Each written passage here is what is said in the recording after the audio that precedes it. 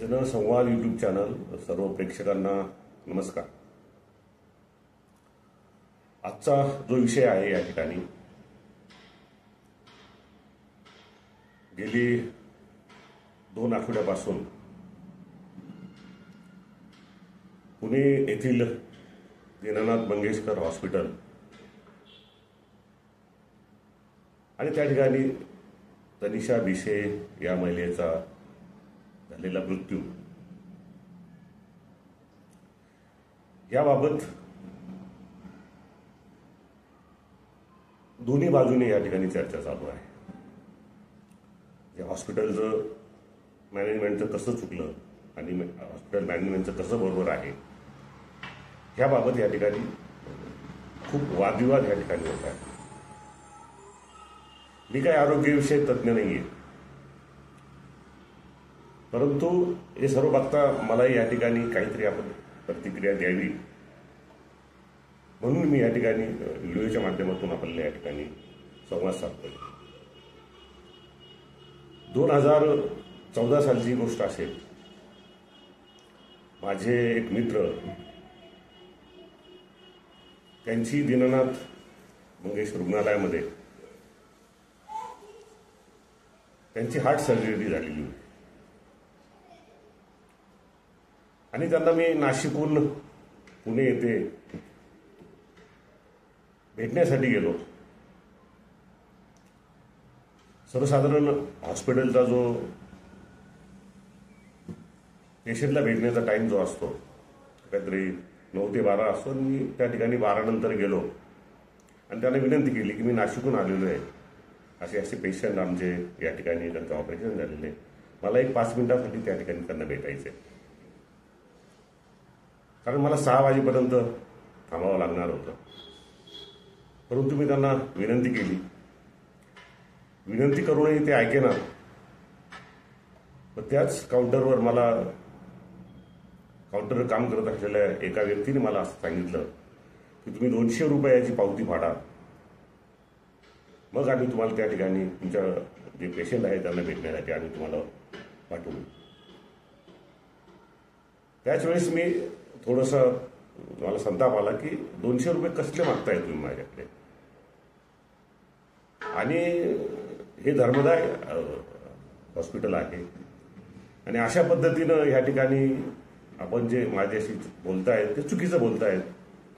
आणि मग मी त्यांना थोडंसं सुनावलं की हे धर्मदाय हॉस्पिटल आहे आणि खूप लोकांच्या देणगीदारांच्या मदतीनं हे हॉस्पिटल या ठिकाणी उभं राहिले, त्यातल्यात मंगेशकर कुटुंबियाचा वाटा हा सगळ्यात जास्त आहे, त्याबद्दल काही वाद असण्याचं या ठिकाणी कारण नाही। आणि मग मी त्या ठिकाणी पेशंटला भेटलो, परत नाशिकला आलो। परंतु तो क्षण जो आहे तो क्षण माझ्याबरोबर जी घडलेली घटना ही माझ्या स्मरणातून अजूनही जायला तयार नाही। या ठिकाणी जी घटना घडली त्या घटनेच्या माध्यमातून मला ही वारंवार आठवण येते की एक धर्मदाय या ठिकाणी हॉस्पिटल आहे आणि त्या हॉस्पिटलमध्ये एका पेशंटला भेटण्यासाठी पैसे मागणं, मला वाटतं हे अद्याप कुठे असेल असं मला माहीत नाही, पण नसणार आहे 100%। हे हॉस्पिटल जरी मंगेशकर कुटुंबियांचं जरी त्या ठिकाणी असेल, ट्रस्ट असेल, परंतु प्रत्यक्ष रुग्णालय चालवण्यामध्ये त्यांचा किती सहभाग आहे याची पण आपल्याला या ठिकाणी काही माहिती देता येणार नाही। परंतु जे ऍक्टिव्ह रोल करतायत तिथं ज्या ठिकाणी जे ऍक्टिव्ह काम त्या ठिकाणी करतायत त्यांचं जे व्यवस्थापन आहे ते निश्चितपणे जास्त त्याचं व्यापारीकरण झालेलं आहे, जास्त कमर्शियल झालेलं आहे। आणि मग ही जी घटना घडली तनिषा या ठिकाणी भिसे, ही दुर्दैवी घटना घडली आणि ह्या सगळ्या गोष्टी होत असताना ज्या वेगळ्या चर्चा आहेत की बा ते जे हॉस्पिटल आहे त्याचं जे मॅनेजमेंट आहे ते RSNच्या ताब्यामध्ये आहे। परंतु तुम्हाला एक सांगतो या ठिकाणी की नाशिकमध्ये गुरुजी नावाचं जे हॉस्पिटल आहे ते RSSच्या कंट्रोलमध्ये आहे. आणि अत्यंत अल्प दरामध्ये गोरगरीब लोकांकडून पैसे घेऊन त्यांना चांगली ट्रीटमेंट देण्याचं काम नाशिक येथील गुरुजी रुग्णालय या ठिकाणी करते. मी प्रत्यक्षात त्या ठिकाणी अनुभव पण घेतलेला आहे. एक निश्चित सांगतो की RSS बद्दल किंवा भारतीय जनता पार्टीबद्दल आमचे राजकीय मतभेद जरूर असतील, परंतु जे RSSचे कार्यकर्ते ज्या ठिकाणी काम करतात त्या ठिकाणी मला वाटतं अशा घटना घडणं हे जवळपास शक्यच नाही.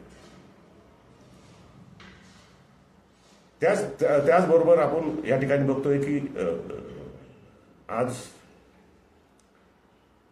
जे पेशंट आहे ते खाजगी रुग्णालयाकडे का जातात, आणि ते पुणे शहर आहे. पुणे शहरात मोठमोठे हॉस्पिटल आहेत, ससून हॉस्पिटल सारखे असे सार्वजनिक हॉस्पिटल ऑलरेडी आहे. मग दीनानाथकडेच का जातात? याची कारणं आपल्या महाराष्ट्रातली जी आरोग्य व्यवस्था आहे ती पूर्ण कोलमडलेली आहे. ती आजच नाही, गेल्या 10 वर्षापासून त्याची अवस्था फार वाईट आहे. तुम्हाला सांगतो, तुम्ही जिल्ह्याच्या रुग्णालयामध्ये कुठेही जा, तुम्हाला प्रामुख्याने तिथली स्वच्छता, त्या ठिकाणी जो पेशंट आहे त्याला व्यवस्थित त्या ठिकाणी सुविधा दिल्या जात नाही, त्या ठिकाणी पेशंटला त्या ठिकाणी लवकर त्या ठिकाणी बेड मिळत नाही, अशा अनेक गोष्टी आहेत. आणि ती काय बा एकाच जिल्ह्यात आहे अशातला भाग नाही, संपूर्ण महाराष्ट्रामध्ये आहे.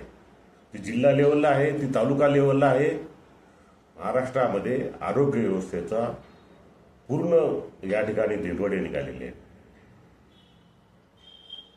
त्या ठिकाणी लोकांचा विश्वास त्यांनी सार्वजनिक सरकारचे हॉस्पिटल आहे, लोकांचा विश्वास त्यांनी त्या ठिकाणी गमावलेला आहे.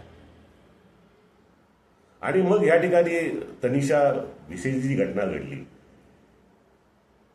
मग आपण एक निश्चितपणे या ठिकाणी बघितलं पाहिजे की आपलं हे जे अपयश आहे, आरोग्यविषयक जे अपयश आहे आपलं, हे प्रामुख्याने याची दिशादर्शक जे आहे ते सरकारवर त्या ठिकाणी जातं. सरकार अपयशी ठरलेले आहे.